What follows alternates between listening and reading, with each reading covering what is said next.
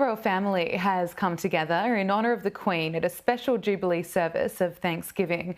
Prince Charles took his mother's place in St Paul's Cathedral, joined by the Duchess of Cornwall and the Duke and Duchess of Cambridge. The 96-year-old Queen watched from home after suffering discomfort yesterday. As the bells chimed for 11 o'clock, everywhere you look, there were members of the royal family. With the Queen resting at home, her relatives turning out in force for the service of Thanksgiving at St Paul's. But inevitably, two were always going to stand out.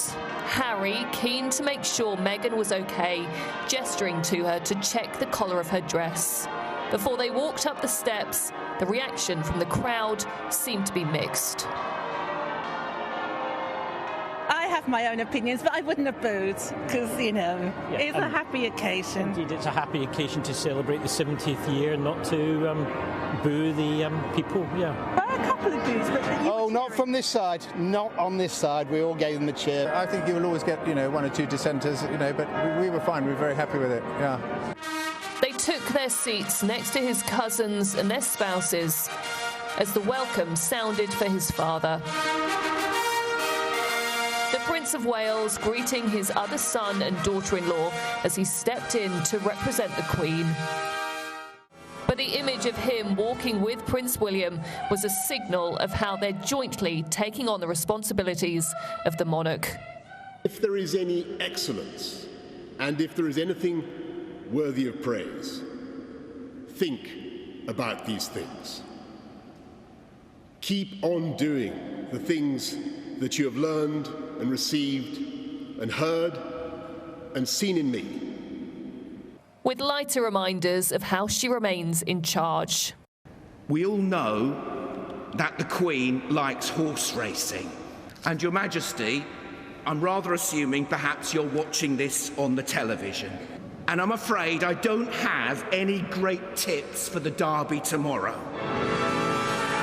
Her influence there in the music and the congregation, the Queen wanting to invite others who've served their communities and been rewarded for it.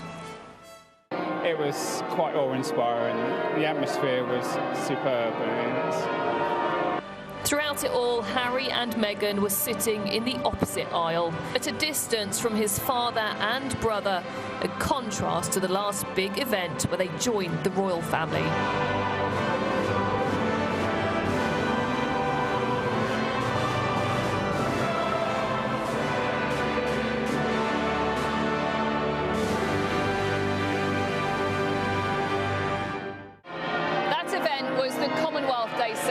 In March 2020, and it was a complete field day for body language experts.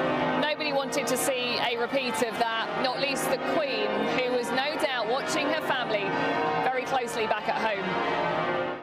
For her, they remain much-loved members of the family.